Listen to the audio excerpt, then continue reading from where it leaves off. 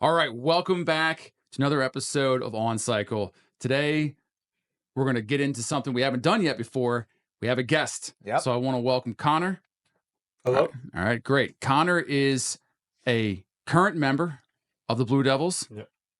Marched last 2 seasons, correct? 22 and 23, Yep. DCI World Champion. Nice. Awesome. Congratulations.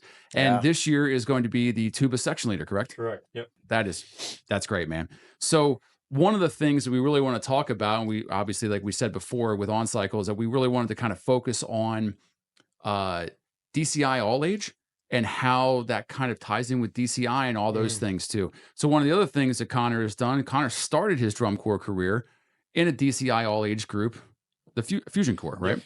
And you marched there, what, 2019? 19, yep, 19 and 21. Awesome, right? And kind of some of the other things. So it's a really neat progression to watch young kids kind of figure out drum corps a little bit, decide if they really love it in a weekend activity, and then move into going into DCI, right? So that's kind of some of the stuff I'd love to talk to you about today, because we haven't talked in a while, right? Yeah. I don't think I've seen you since 2019, right? It's been a long time, right? Because we marched together in 19 in Fusion. So that's kind of what we're going to center a lot of the conversation around today, and tell the people kind of how that transition worked, how that fits into everything. So I guess that's a good place to start. Tell us how you got to Fusion Corps in 2019. So, basically, I was always around drum corps. My parents did it. They're directors of the Skyliners in 2014. Nice. So it was always sort of this part of my life. And it was kind of interesting because, a lot of people are like, this show is what got me in. I feel like I never really had that. Okay. It was just always around it. So that was one of my questions I wanted to ask. Yeah. That's interesting. Yeah. I mean, if you grow up in a drum corps family. Yeah, it was just what we did. So then I got to high school, and then me and my buddy were like, hey, let's go do this. And then we went to Fusion, and that season was great. My mom was the assistant drum major. COVID happened, came back in 21, and then I heard there are these satellite camps in New Brunswick, New Jersey for BD, and it was just me and John Meehan in this random hotel in the middle of Jersey. Nice. And we did this audition. I got a call back, and then I flew out and I made it. So, yeah. That's pretty awesome. I mean, so how old were you your first year of BD? I had just turned 18. That's ridiculous, Mm-hmm. right? So I mean, do you have one more year after this one then I as well? 25. Wow, Oh my God. 4 years at BD. Shit. That's pretty good. And you're planning on going back next year? Yep. Oh my God. Nice. Yeah, I mean, dude, get it while you can, right? Yeah. That's incredible, man. And that's such a neat. It's such a neat thing to see, kids that are around the activity the entire time. Because I had the same exact problem. Like, people were like, "What's the show that got you into drum corps?" I'm like, I just found it by accident. Like, it wasn't, my family wasn't involved in it or anything. I just did high school marching band. And then, so like I said in one of my other episodes, like, I stumbled into a random booth and it was like, oh, shiny tuba, like, I'll go do that. Buccaneers. Yeah. I don't even know, what it is. So it's really cool to kind of like hear that there's nothing, it's just part of who you are. Yeah. Right. It's cool. We got a few people. I'm sure Steve Koenig has the same thing. Anyone whose parents march drum corps a lot, I'm sure they. It's like it was just a constant in their life, right? Yeah, it's just a different vibe. Yeah, I mean, I've been following your little drum corps career for a long time because I'm friends with your mom, and your dad.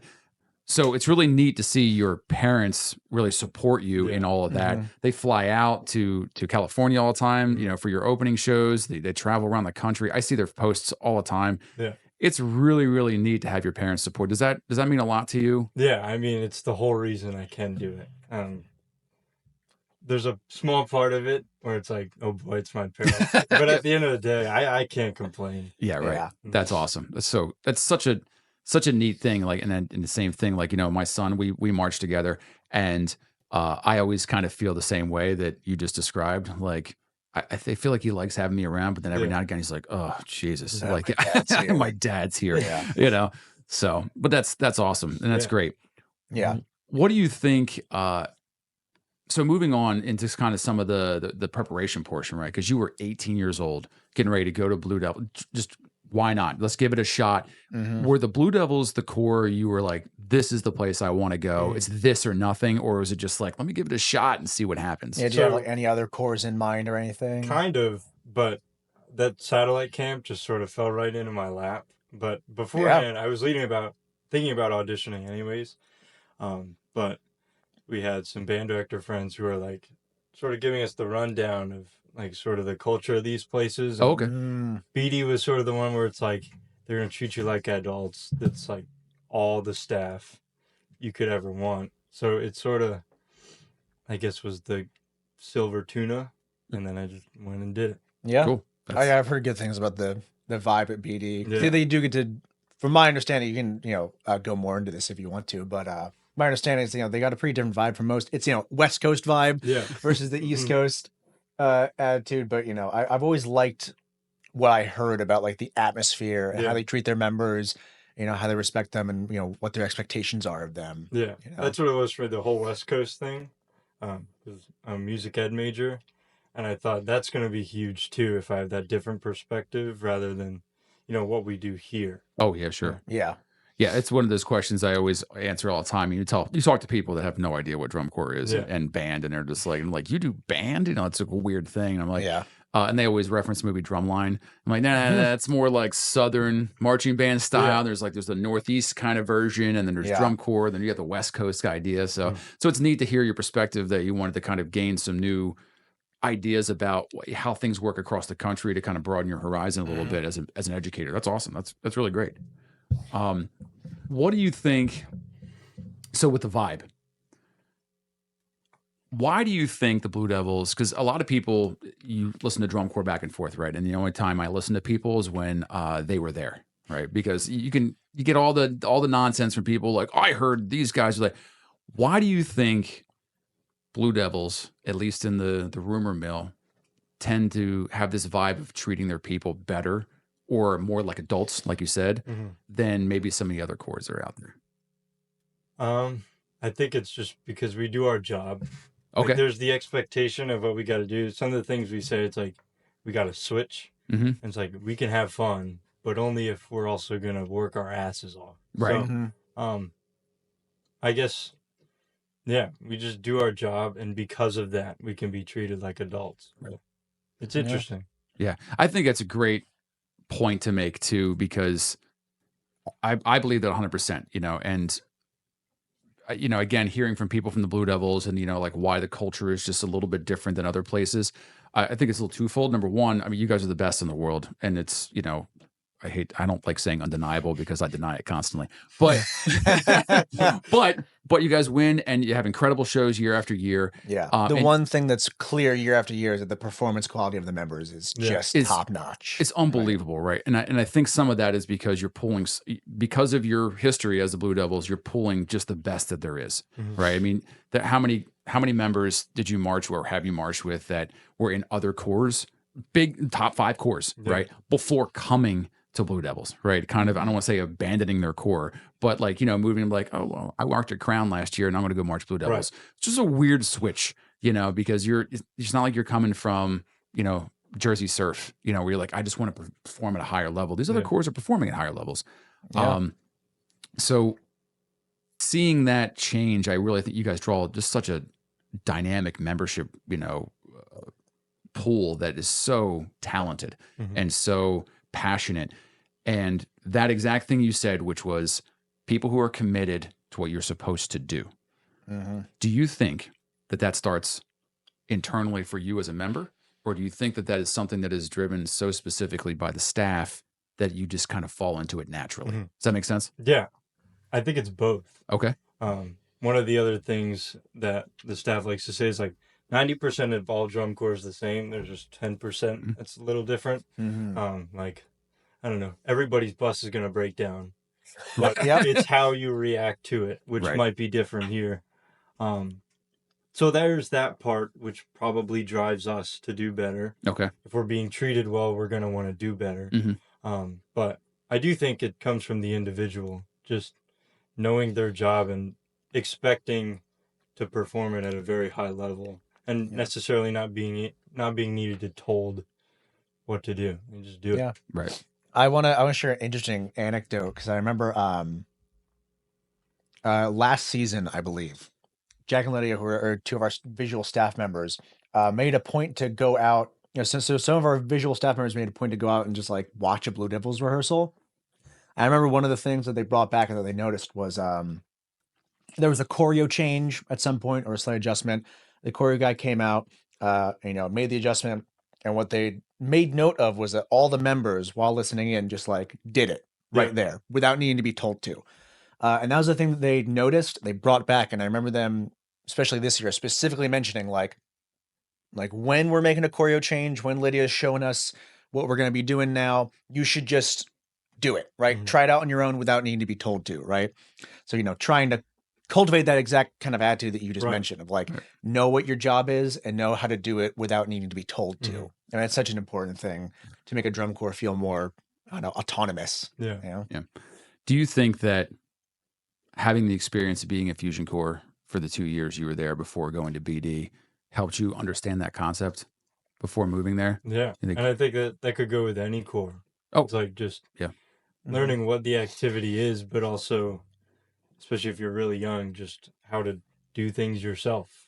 And I think that goes big into just doing your job. Right. Instead of waiting to be told what to do. Yeah.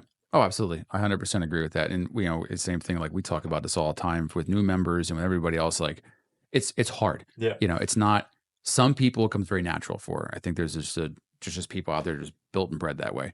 And then for some people, it's a thing that they have to learn, over time, from being from your youth all the way up. And it's something, if you dedicate yourself to, you can really hone in that concept and that idea and go from there.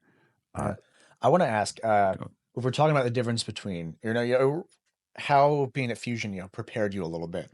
I'm curious to know if you have an example of like the biggest, like, I want to say like culture shock moment of going from, two very different corps that are in, completely different circuits.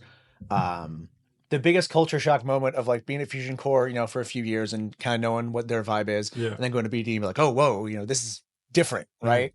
Do you have an example of one of those moments? I think this could go for anybody who's gone from any corps to BD. Water breaks.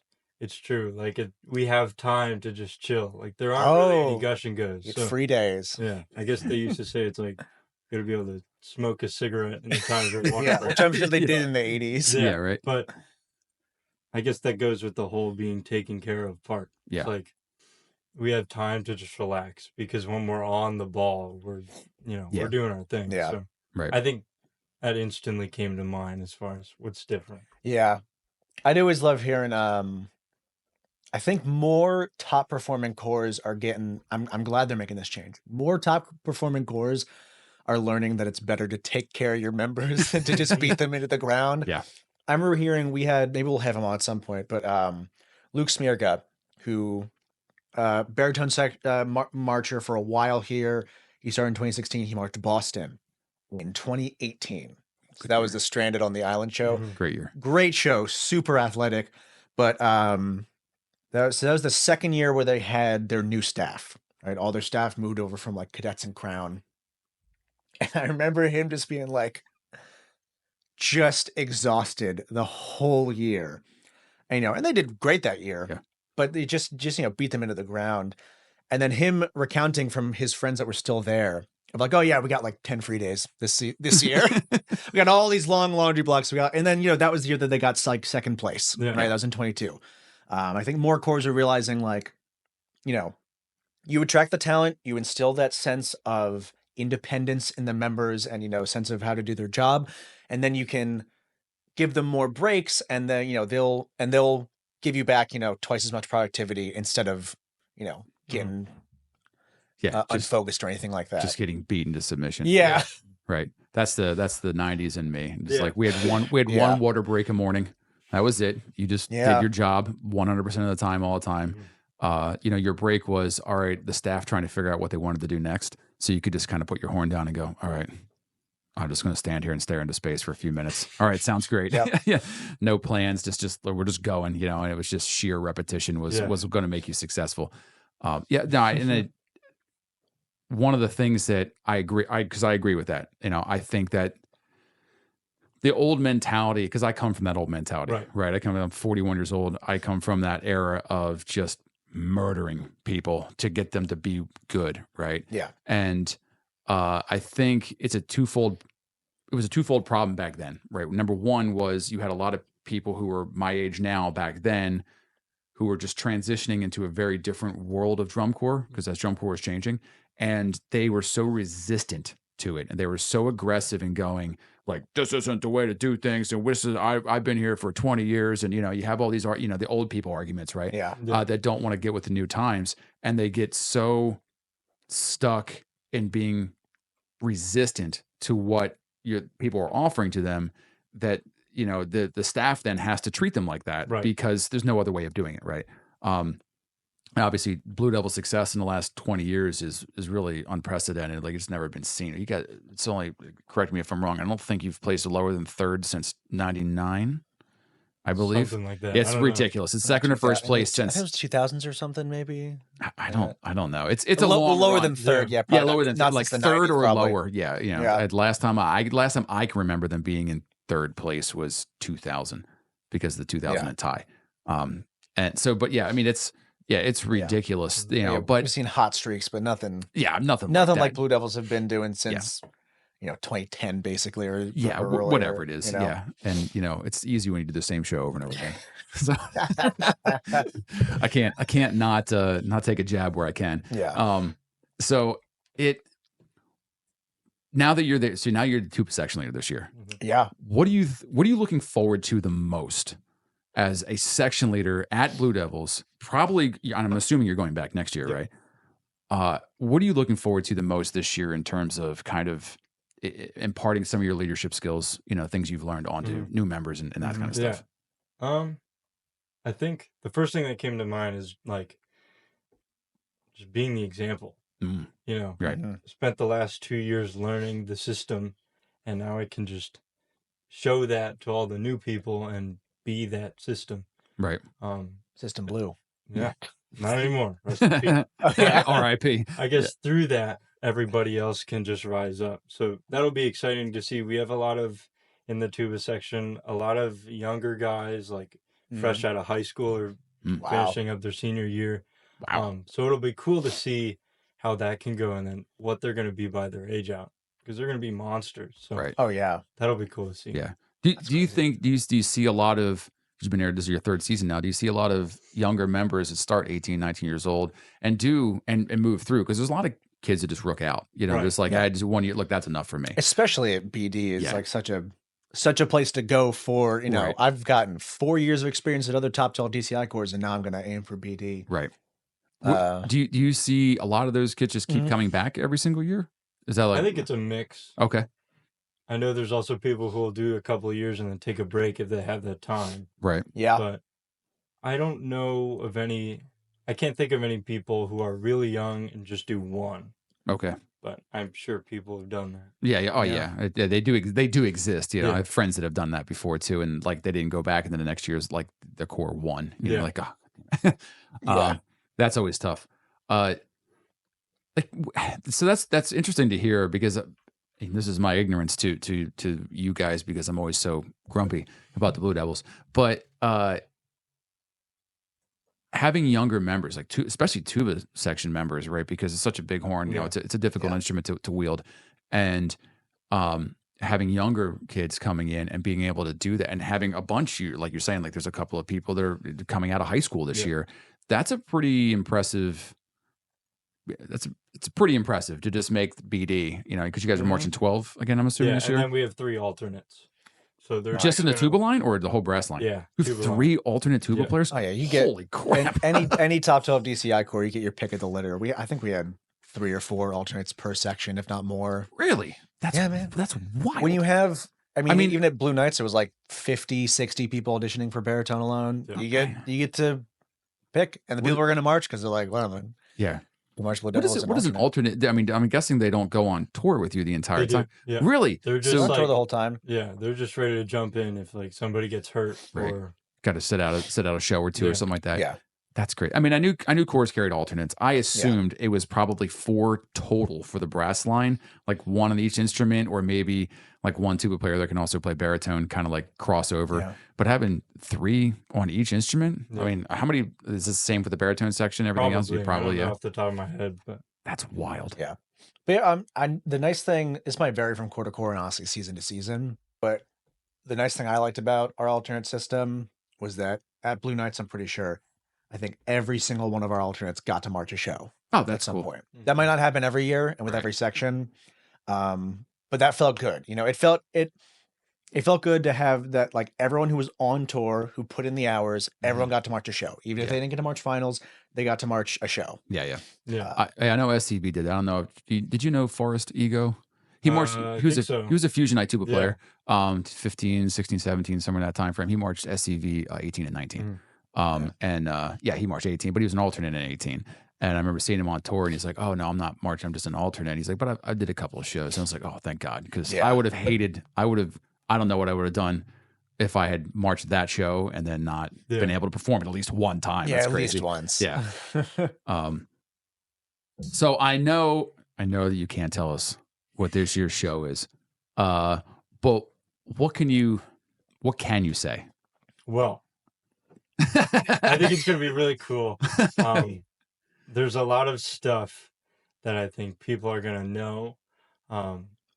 So that'll be really exciting to see, like, how people react to that. Right. Okay. Yeah. It's going to be cool. Yeah. You just got to see it. Yeah, it's going to be jazz. Sorry for the Got it. Cool. show Since announcement. it's always jazz. Which anime song are you playing this year? It's great. And are you, out of the 2 seasons you've done so far, how do you think this season is going to fare, like music wise? How's it shaping up? How's it shaping up for you well, personally? We had like the whole show worth of music in March camp, which hasn't happened before. Okay. So that's pretty good. cool. This year's ballad is my favorite so far. Okay. Really? As So- in comparison to the 2 years Yeah. before? Like at least where it was in March. So I think that'll be cool to see how it sort of unfolds once move-ins happen. Sure. So if the music's already at this point, that'll be cool to see. Yeah. Do you guys do a lot of changes throughout the season? I'm always curious about it because you have such a refined process in the Blue Devils. Yeah. And I know a lot of other corps, the same thing. We go and we watch lots and we do whatever we can. We watch practices and to see things and to watch those changes. I don't usually see too many changes that come from like my first viewing of the Blue Devil show to my last viewing, other than maybe some stuff at the end because everybody adds stuff at the end. But the core of what you're putting together is usually pretty similar. Is that true? I guess a good assessment. Well, first off, I guess to preface that, we don't have dots. Okay. Like it's all like an indoor show. Okay. So because of that, we can tweak stuff pretty easily. Okay.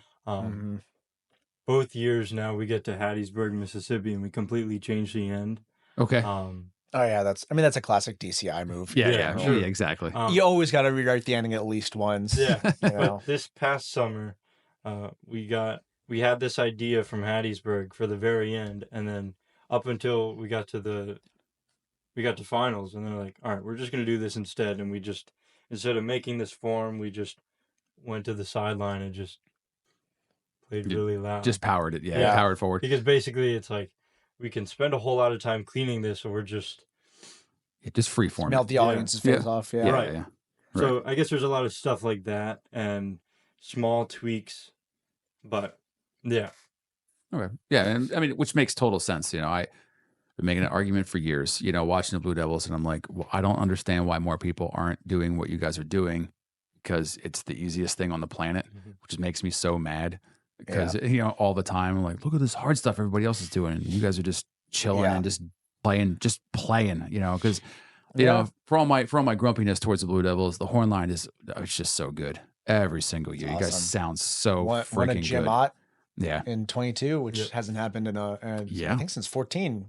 Yeah, it's been a long time. Yeah. So yeah, it's awesome. It's great. Yeah. Go ahead. Oh yeah. No. I'm curious to know, since we're talking about the previous year's shows. I'm curious to know, do you have a personal favorite movement from the last 2 years? Excellent question. Yeah. Probably the Incidents in Jazz last summer. Oh yeah. Leading off of the tuba feature. Oh yeah. Yeah. It's That pretty was fun. pretty cool. Yeah. Yeah. Were you familiar with the 2000? I just watched 2010 BD recently. Were you familiar with the 2010 A version? little bit. Yeah. Yeah. It's cool. Like there's videos people make. It's like comparing the three. Yeah. Because I guess they did it a couple of years before that too. So Right. it's interesting how each year changes. But Yeah. It remains very similar. I remember getting to that point in the 2010 show and be like, oh, I know this one. yeah. But I've always been the argument of like, especially if a corps reuses of movement, I'm always like, but it's going to be cool for the members. Yeah. Right. Right. I've heard a ton of people mention any trumpet that marched in 2017 was so excited to hear the Fellini-esque lick in that show. Yeah.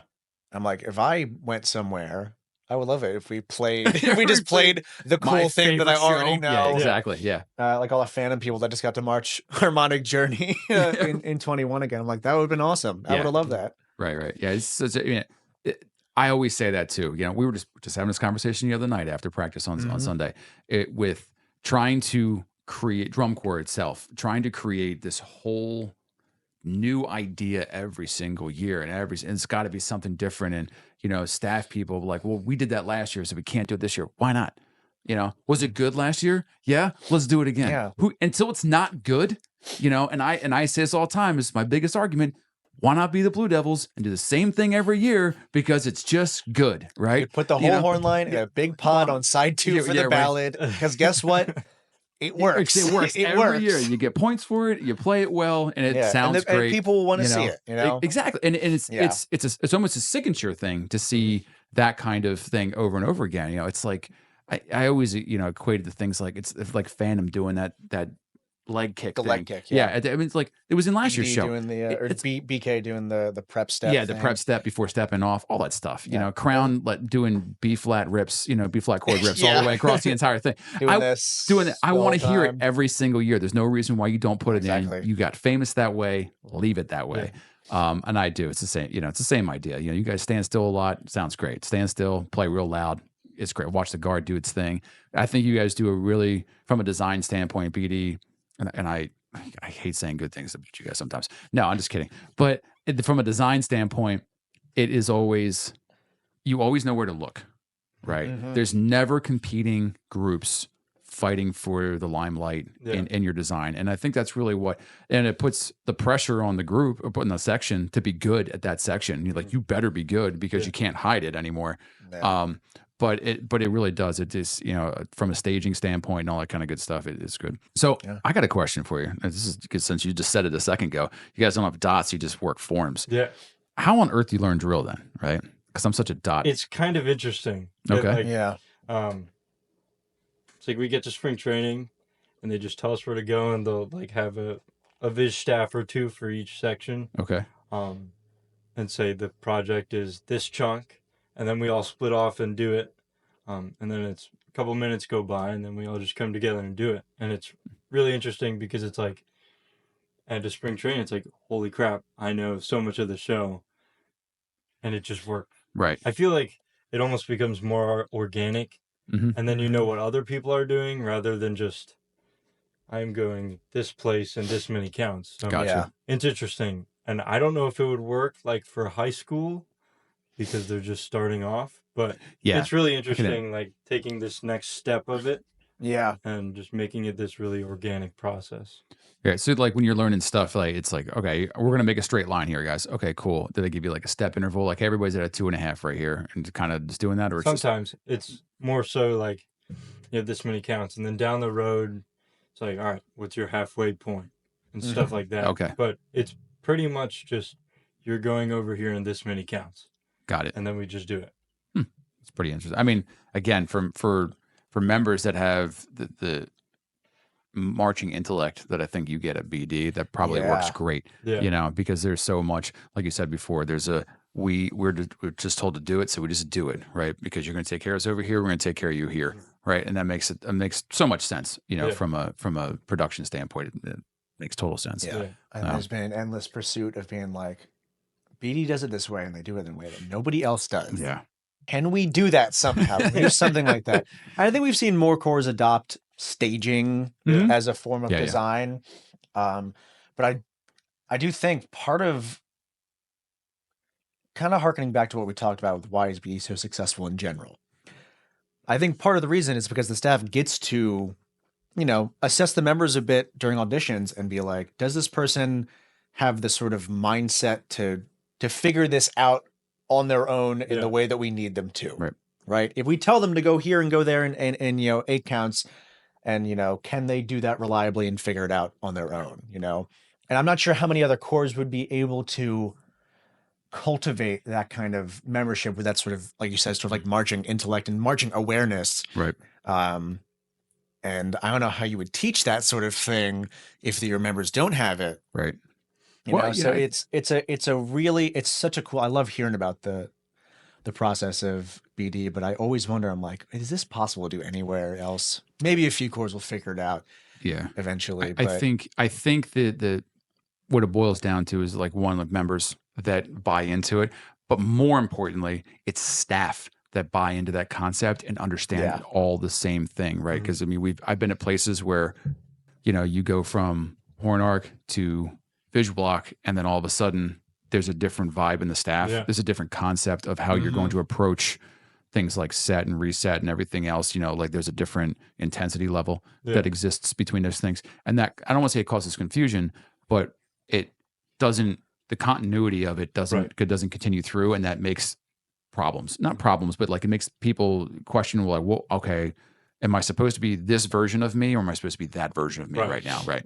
So, and I've said that for years. The reason why Blue Devils is so successful is because they have a really great core staff that has been there for ever. Right. Forever. And, you know, their head people, like their head muckety mucks that create that culture and all that stuff. It's all the same. It's all the same people. And, you know, you look at other groups like, you know, Carolina Crown, who have a very similar, you know, brass team from year to year. They have the same general idea. It's different because it's a different culture, a different place, right? But it's the same, and the staff all get that, right? And the staff all understand that. Do you think, this is a question, do you think that during auditions, like Robbie said, are the staff looking more at your ability to adapt and your ability to absorb that type of information, be more free flowing, be more accepting of that stuff, is looked at a higher percentage, or, you know, higher, you know, whatever, than your actual playing, your skill ability? I think, you know, playing at Vision, it's important, but I think it goes more so if you're going to be able to learn. Okay. Like your willingness to learn and adapt, or if you think you're just the greatest ever. Like that's a part of it, but if you're not willing to be molded, then you know, it's all about your attitude. Right. I mean, and I think that's a great lesson for anybody who's watching that wants to come out and do drum corps, wants to do those things. That I think, you know, in my experience and all the places I've been, like that is the one thing that everybody looks for. Yeah. Is do you have the ability to learn, to adapt to where you are, right? Because I mean, you know, between Fusion, between Reading, and even the Caballeros, it's all different. It's all different vibe and a feel. But was I able to fit in to those concepts in that culture with little resistance, right? And at least I think, I hope I did. You know, I tried to anyway. And you know, and it's that overflow of culture. You know, I wonder, and maybe, do you have any people that march in your section, or even in the horn line, maybe, that came from other cultures, like Crown, or like, you know, some of those bigger corps that marched BD in the last 2 years with you, that had a more difficult time, or like said, well, that's not the way we did it here. You know, what if we do that? Yeah, there's an adjustment that I think everybody goes through, you know, with the whole drill learning process, but also the whole, like, we could just relax. Okay. You know, we don't need people, like, doesn't matter which way our water jugs are facing, or which way the horn, you know. The important stuff is the show, not so much, like you said, how the water jug is facing. So there's some people who come from different corps, and at first they're like, oh, this needs to be this way, but it really doesn't matter. Right. Yeah. Right. I say that all the time for all for all my Reading friends out there. I think if the stack isn't perfect, there's no way we can win. Right. Like it's this. I'm with you 100% on that one. I think that stuff like that, and the little details that don't actually matter to the production of the show, I think they have their place in corps that are not BD. Right. I think my take on this, we can, you know, dig into this later, but, you know, my take on that stuff has always been like, you know, corps like the corps that are not BD don't always get the luxury of picking all the people that like know how to just flip the switch right away. Right. Right. So in some sense, you've got to train people how to think, how to be detail oriented, how to care about the little stuff. And part of the ways that you hone that, you know, is by focusing on the little stuff that's not going to directly apply to the field. Right. It's like, yeah, the water jug, not being in a stack and not having the handle facing in isn't actually going to kill our show, but it teaches you to care about what you do in, every moment. And hopefully, I think the hope is that you cultivate that. And then when you get on the field, you learn how to focus on the little things. What's my hand positioning here? Am I facing, am I hips, like, am I doing all the stuff that they told me to do in visual block? I think that's the purpose of it. It's just when you get to a good enough level where, like you kind of saying, you can flip the switch and be like, this thing doesn't really matter right now. And we can have that not matter because I can go on the field and I can identify all the stuff that does matter. Yeah. Right. I could probably go for anything ever. Yeah. Yeah, absolutely. Yeah. And I think these are just good life lessons. Yeah. Because I agree with you. Like I get the purpose of it. Right. Because I've been around for so long and sometimes I get crap because it's the same, like we said, it's like it's the gush and go stuff. Right. I got to go over. I have to run over. I only get 8 seconds. I not only have to run to my water, I get 8 seconds to drink my water. And if I don't put my jug handle the right way, so I'm so worried about all these little a millisecond. It doesn't matter. It takes mental energy, and it takes. I don't want to say it's frustrated energy, but I'm like okay. Like I got it. I'm going to do the thing because that's what we do. The culture exists, right? I'm going to be part of the team. I'm not going to be part of the problem, right? Yeah. I'm going to complain about the problem, but I'm not going to be the problem. And but I mean, most of the time, even at my age, again, we're talking more. This is DCA. We're DCI ALL-AGE now. At my age, I'll just stand in the middle of the field and wait for the next water break because I don't have the energy to run, to go get water, to drink water, to then run back to great. I just wasted more time and energy than doing that. So not only do you guys not worry about the details of all that, the minutia off the field, like, stacking and jug handles and all that kind of good stuff, but you're also getting more time even with that, with the water, or just your general breaks and, just, hey, take a minute or two and just relax for a second, walk off the field. There's no reason to sprint after we just got done running at a high level, and burn your muscles and everything else out and destroy your body, before you go back out and try to destroy your body some more. It makes total sense. And it's, but I also totally see your side of it too, because you're right. Not every corps has the mental game that the BD has, or the members that have that mental game, to be able to instill those kind of details in that process. So, I think so much of it comes down to the presentation, right? Oh, sure. And the presentation of, why are we doing this? Right. That's such a common rule in teaching. I'm sure you get that, being a music ed major, of like, one of the biggest things is like, you got to explain sometimes the why of what we're doing. Yeah. Right. Sometimes it's just do what I tell you, but sometimes, you got to be like, this is why we're doing this, right? Understand the reasoning behind what we're doing. I remember we had to run a lot of laps in Blue Knights. Our horn line, the brass staff was insane sometimes, but I remember him specifically, our brass caption head specifically one time laying out the reason that we would run a lap if we missed a certain release or something. And he was like, we're not just trying to beat you into the ground. They kind of were, but he's like, he was like, we're not just trying to beat you into the ground. It's like, we're trying still, he's like, you set, a minor, negative consequence of a thing, and try to train that into focusing on trying to improve focus. And I remember he took the time to explain it once, and I remember appreciating that. Right. I mean, I'm not quite as mad. I still am, but I'm not quite as mad that I have to run a lap now because a tuba missed a release again. Yeah. No slat. No. We're trying to say, man. Yeah. It just this particular year it was always a tuba. But yeah, I those little culture things I love hearing about them. So I appreciate you talking about them. Yeah, because obviously, we did the same thing. There's so many things we talk about the Blue Devils. You're such a different organization than every other organization out there, and we always go, why, right? And it makes total sense.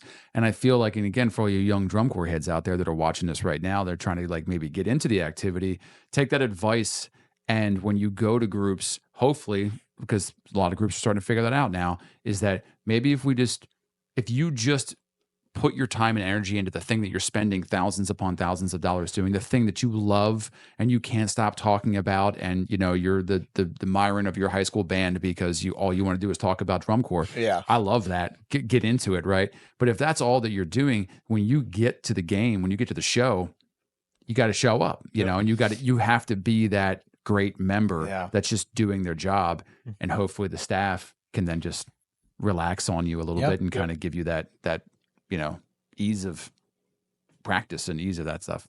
Yeah. Is it true you guys stay in 5-star hotels as you travel across the country? Is that a thing? No. So our hotel for Indy, we're not going to be there this year, but it is definitely not 5-star. We'll be in dorms sometimes. We're in dorms for Wyoming for spring training, which is really nice. Must be nice. Yeah. And then just before Allentown, we're in dorms again too. So that's nice. But no. Yeah. Still the same travel, same buses, all that good stuff. Yeah. Oh my God, this is how far removed I am from DCI sometimes. Do you guys saw this old Blue Devil tour bus? Or you guys use just normal charter buses now? Just normal buses. Okay. Yeah, they have the same names as those buses. Okay. Nice. Okay. Yeah. Nice. So kind of, I don't know if we're going to wrap things up, but to kind of go all the way back around to the DCI all-age, idea. 2-part question. One, with being at Fusion Corps, right, and doing those things, do you think that you will go back there when you're done marching? Maybe as an instructor, as a marching member, do you love it the way that Robbie and I love it, to the point where we're just like, we want to keep playing, we want to keep performing, do those things, and it doesn't have to necessarily be anything, but come back to the DCA or DCI all-age activity and kind of just bring some of your skill set back. Is that something you want to do? I think so. I'll probably take a break. That's what I told myself when I marched to your DCI, and then I was there at membership day. We'll see, but yeah. The nice thing about DCI all-age is that it's always there. Right. Yeah. Mm-hmm. And I think that's huge for all the people that want to get into it. And I think you said last episode, like, you can work. You don't have to, try as hard, or not try as hard on the field, but like, it's not as much of a commitment. Mm-hmm. You can still have a life outside of that. And I think that's huge for all these young kids that want to get in. Yeah. Young kids that want to get in, older people that have aged out and have to have full-time jobs. Yeah. Right. Yeah, I mean, families, and you work your way. By the time you age out, you'll be hopefully done with your degree at that point, right? Mm-hmm. Are you planning on pursuing your master's? Probably. Probably. Not getting out into the working world just yet. Just want to now. It's ready to stay in the gloriousness of this college. More, yeah, exactly. Yeah. No. Master's good in teaching too, because you automatically get that Yeah. higher pay scale. Would you go on tour as an instructor if they offered that to you? Somebody that'd did. be cool. Yeah. Do a couple of weeks here and there, because they don't go on full tour, right? They're only there a couple. I think there's a limit to it, right? DCI is like a 4 or 3 week limit to instructors. They're not allowed. They're actually instructors aren't allowed to be on tour the entire time. Really? They're mandated. I think they have to have a 2-week break in between there. So they can't. So many different baritone techs in 17. Exactly. And I think that's the purpose of it is one not to burn out the techs, because they have regular work and everything else too. But I think it's also not to burn out the members. Yep. With seeing the same faces, seeing the same for face. 80 days. Well, and then the other thing too is like, maybe you have, kind of more aggressive tech than the next one that comes in. It's nicer to kind of take a little bit of a, an ebb and flow to that process.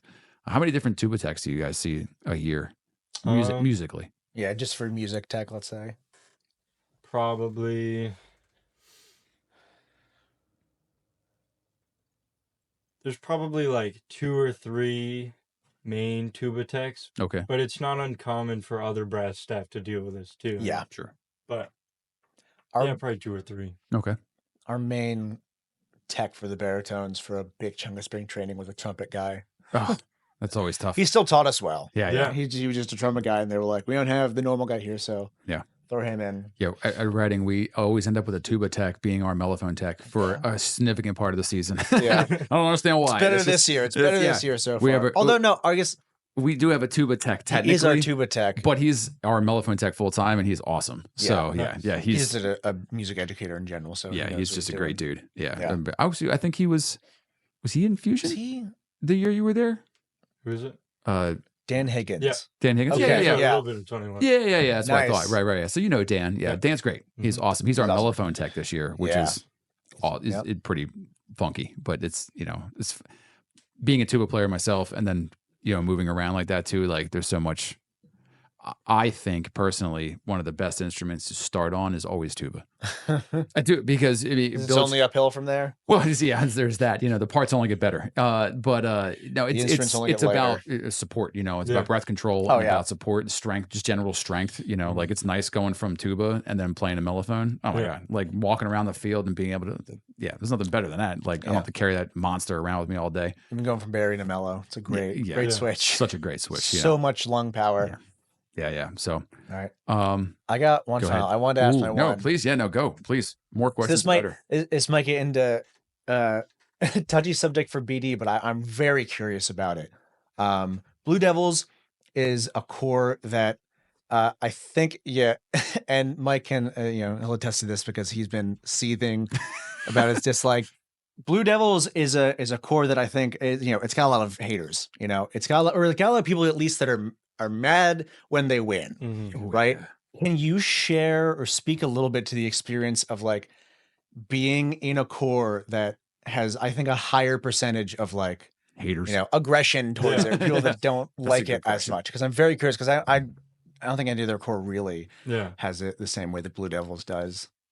Well, we all find Reddit really funny. You gotta laugh at it sometimes. But yeah, I mean, we know what we're doing. We don't really care what anybody else is doing or what anybody has to say. So it's just comedic. We try not to look at it, though, because it doesn't help. Yeah. Right. But at the end of the day, we're just going to do our thing. Yeah. That's very similar to... We haven't gotten it as much, but I remember we get it a lot. The old Drum Corps Planet forums were a cesspool. Oh, man. DTP. And I remember honestly taking a very similar attitude of being like, you can look at them and laugh, but like, don't engage. Right. Don't think about it too much. Just show up and do your job. Yeah. Right. I think one of the best things I ever did was leave Reading for a good bit of time, and I left it before they were what they are now. Be on the hot streak. I won in 05 and in 09 in those earlier years, before they destroyed DCA. But I went to other cores. I went to Fusion, and I went to Cavs, and the nice thing is, and like you said, 90% of cores pretty much operate and function exactly the same way, right? There are small differences from core to core that kind of give it its own culture and feel. And when I went to those other cores, and they would always ask me about like, oh, what's Reading and Reading, I always get that question, and I go, it's no different. It's exactly the same. I think that I don't think there's any difference in the talent pool. Like we have some members that have been there forever, and then we have some members that are new that were like, well, we had to take you because we couldn't find anybody else, and then, which I think every core has, that are learning, that are doing their best that they can, and it's, my son's looking at me right now because that's Steven, he was the best that we could find in 22, which was not good. But you do like that I think that exists kind of everywhere. And, it's those people that hate. And I'll say this all the time because I always got to defend myself slightly because I talk shit on the Blue Devils constantly. I really do. I want to make it very clear to the listening public is that I have never once ever hated a member of the Blue Devils. That's to me, that just blows my mind that there are people out there all over the internet that hate these kids, young men, women that are out there busting their butts, doing everything they can do to be successful, doing the thing that they love. Not only doing the thing that they love, but whoever's watching and complaining, it's the thing that person loves too, right? So, and all that stuff. Now, I have a big problem with the judging community, but and anyway, we're not going to get into that. That's a different day. But to hate on musicians and members and those kind of people, like I do think it's a healthy rivalry and competition to kind of like be grumpy about other cores, like I have no doubt that there's people out there that hate Crown, people hate Boston, and people are like, okay, great, you're allowed to feel that way. Like if you're a sports fan, and you're an Eagles fan, you hate the Giants. Like okay, cool. There's plenty sense. Of core to core rivalries, right. Exactly, and that stuff can be healthy as long as it's healthy, and it's not directed at individual people. Because I don't think that that's really fair. Like the Blue Devils have existed well before you were alive, and I alive. So like it's not like but I can't hate them. You know what I mean? Yeah. And I definitely don't hate the members that are trying to be a part of that. So. Yeah, so for all those haters out there, cool. I'm happy. I'm happy to hear that it doesn't affect you guys on a And mental I think level. the other part of that, just sort of competition in general, it's like that's part of it, but it's more so like how can we work together and just be our very best. Yeah. Sure. And whatever happens at the end of the season, it's whatever. Just happens, it's more right. so what we did ourselves. Yeah.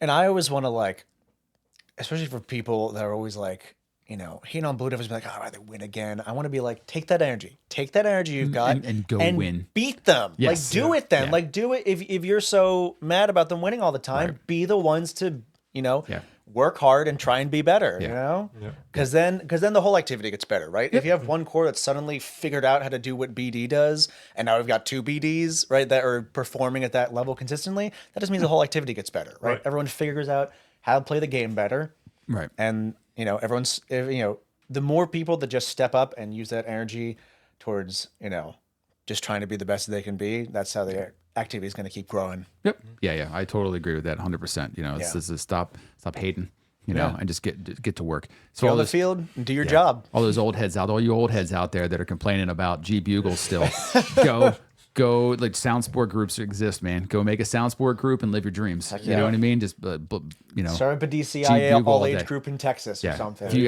guys want, I'm going to manifest this. I want a Texas all-age group. I think they would crush it. Yeah, I think that'd be great too. All the talent that's down there in that part of the or California country. all-age group, and that'd be great. Yeah, imagine if you took all the a bunch of aged out Blue Devils, and not Blue Devils, but SCV too. Oh my God, there. yeah. You have SCV and Blue Devils right there, and just stuck them together, and Blue Devils B and C, and you know, Santa Clara. What are they? The Mandarins too. Mandarins are right there. And, you could have, oh my God, the powerhouse. Yeah, you know, that could come out of it. Then it's really East Coast, West Coast. You know, and you have all those. Then it'd be truly just a complete crapshoot until you get to finals. You have no idea what the scores are going to be. Exactly. And that's what I'd be curious to see if any of that happens with all age being connected. Yeah. If we get some of these other cores and other places, and I love that. That'd be great. Yeah. I would love it. I would love to see. I mean, Blue Devils already has 3 drum corps, right? Make a 4th one. Why not? You got enough people, right? And make an all-age group. Yeah. Make an all-age group. Why not? You know, why not expend that? Give a home for Blue Devils like yourself to come back to. You know what I mean? And be a part of, at least locally. You know, the kids and the members that are local there too. And you know, same thing. SCV. Why not do the same thing? You know, like once financially, we figured out how to do it for 1 million years. You know what I mean? And we don't have sister companies that fund us. Yeah. You know, we are our own standalone separate entities that are figuring it out year to year with great members and great administration and leadership and people that are doing it. Why can't any other core do it with a little bit? I mean, imagine just the small amount of assistance that you can get. The name alone, just make them the Blue Devils of DCI all-age. You know what I mean? Yeah. And then it would people would flood to it. Fill it, and then we'd have a couple more groups that are just absolute powerhouses. I'm hoping Blue Coats do one. I'm hoping Crown. Most of the Crown kids end up going down to, if you're local to Crown, I think they end up going to Atlanta CV. So you get a good, nice little thing there too. Like we absorb a bunch of cadets, because we're local in the area, and so a lot of the other groups in this area do that too. Boston kids too. So yeah, like that's great. Would you do that for us? Will you make a Blue Devils all-age group? If I lived out there, maybe. They'd move out to California. It'd be nice to go out there and I'd be like, oh, I marched DCA. March what? What? Yeah. Yeah. I think that's neat. Do you? So that's a good. Maybe one more question for you. Now that when you were on tour last year, did you guys hear about DCI all-age kind of being a thing, or were you just kind of focused in on because the announcement was mid-season last year? And you were like, did you tell anybody like, oh yeah, like I did that, I was part of that. Yeah. I think I remember that going around a little bit, but nobody really knew what it was, so they didn't have much of an opinion. Gotcha. So this year when you go back on tour, you gotta press it hard and be like, guys, drum corps exists past here, right? You can still do fun stuff, you know what I mean? And it's like you said, it's totally manageable. It's weekend drum corps. It's so much easier. It's a good product. You still get the kind of same family vibe, the drum corps provides. From those things too. So, you heard it first here, all right, from a Blue Devil himself.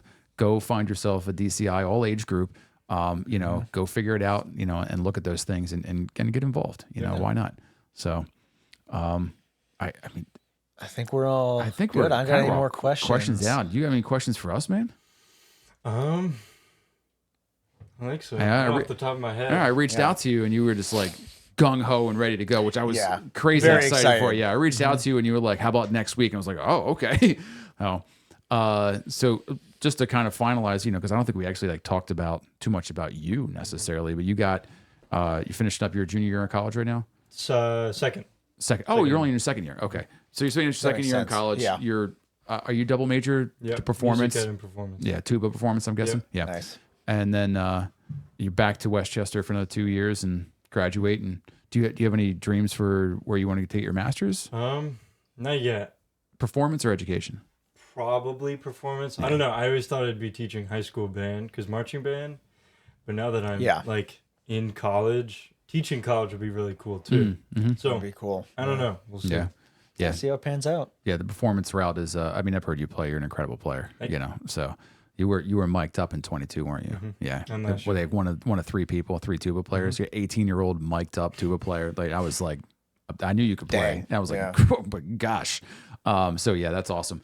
All right. Well, I mean, is there anything else? One last final thing you'd like to say about being a Blue Devil, or anything else, or tell the people what they want to hear? I don't know. I think I just repeat what you just said, but get involved. If you're an old head, what's wrong with doing it again? And if you're trying to get in, talk to the people around you, talk to your band directors, and find a way to get involved because it's a great activity. Yeah. Great. Yeah. Awesome. All right. Well, thanks so much for coming on, man. Of course. Yeah, absolutely. And I'll do my finish up thing. Obviously get out there, subscribe to us if you haven't. Yep. Oh my goodness, I almost forgot one thing. I didn't even talk to you about this yet, but I'm gonna jump on something real quick. One of the things I'd love to do is, if you're okay with it, maybe mid tour sometime. Get you back on maybe in like a quick video call or something like that to kind of check in with you throughout the season. Sure. Would you be willing to do that? Check out one of those 10-minute water breaks. Yeah, right. Call in. I hit you on all your water breaks. Yeah. So you guys, so hit that subscribe button because you don't want to miss Connor on tour. He's going to check in with us as we go through the season. We have a couple other members from other drum corps that we have scheduled to come on. We have members from Crown. We have members that are going to be Crossmen this year. What else? We have Troopers members coming on, Blue Stars maybe. So we have a lot of different members that come on, and they're going to do the same thing. Hopefully, checking in with us on tour. Yeah, I'd love to have just a DCI check-in. Yeah. The DCI all these are all members that were DCI ALL-AGE first that are now on tour with top 12 DCI corps that are going out there this year, living the dream like you are. So awesome. So hit that subscribe button, come back in, check in with us as often as you can. We're going to have great content like Connor and some other things as the next couple weeks progress and as the season gets started. So thanks again for coming. And that's about it for us. Appreciate it. All right. Off cycle.